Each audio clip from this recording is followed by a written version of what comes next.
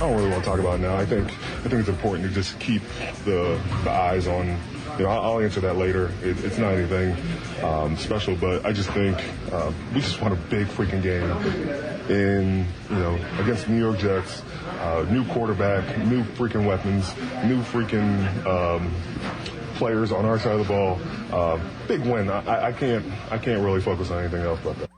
That was Cam Heyward after the Steelers beat the Jets 34-32, saying, yeah, I will talk about the contract stuff, but I don't want to talk about the contract stuff right now because I'm going to use the word freaking a lot, talking about all our new guys. And I thought that Cam handled that well after the game.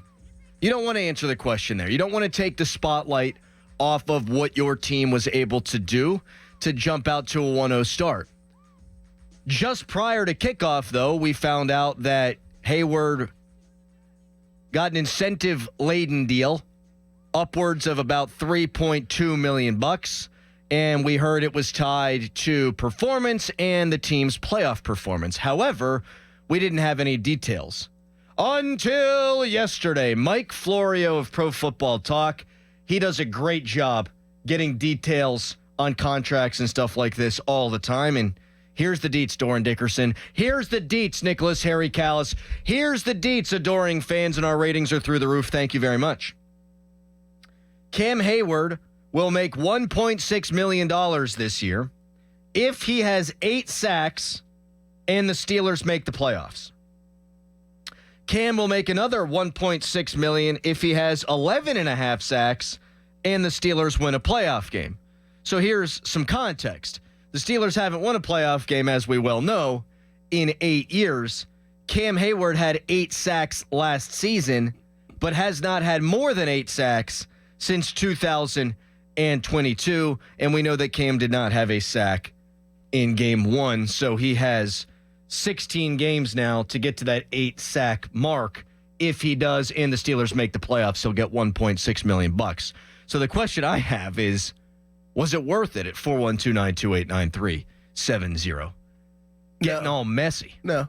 Nah. No. Nah. I mean, sure, nobody will turn down $1.6 million if you do hit those numbers, but for what that was put into him holding in and taking this long and creating such a really disaster outside of the Steelers organization and maybe inside too, we don't know, but potentially ruining a legacy, all those things that you put on the line that for $1.6 million, I don't think that was worth it at all. No, I don't think so either.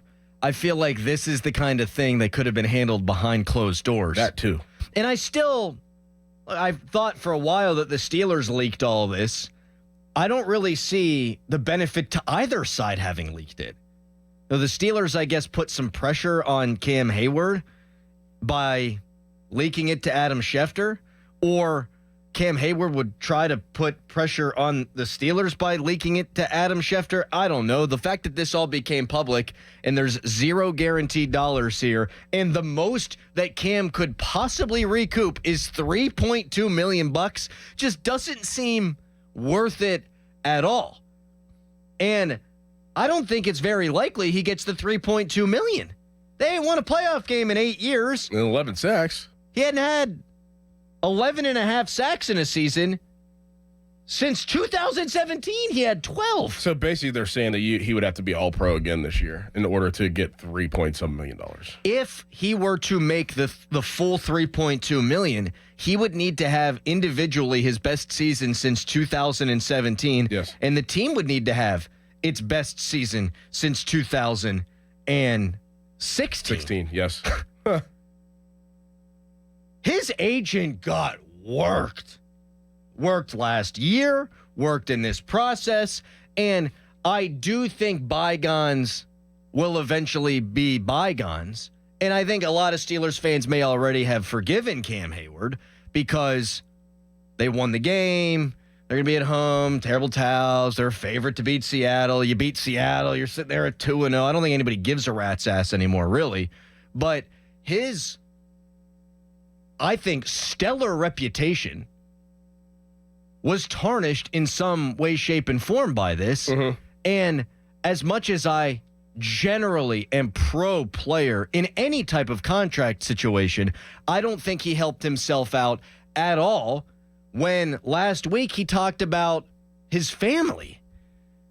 We all understand the importance of family, and your family is your team more than your teammates are your team. That's always going to be number one. But it falls on deaf ears in a working class town when a guy who's made $140 million or whatever is saying, I need to do what's right for me and my family. Whether or not that's true doesn't even matter. Mm-hmm. It's just not going to resonate with people. No. And then he winds up at most making $3.2 million, which is nothing to a guy like Cam Heyward.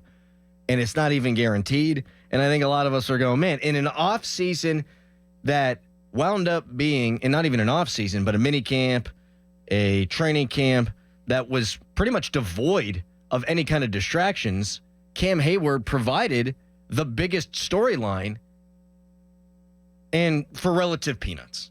It's very weird.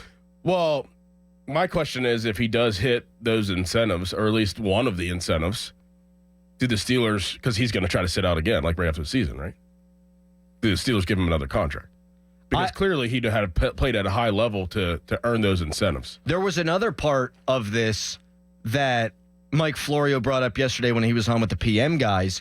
If he plays less than 30% of the snaps, he has to give back some of that signing bonus. Including injury? Yes. But I don't think it's a significant portion. It's like $500,000 okay. or something. It's all very weird. Okay. What did you say?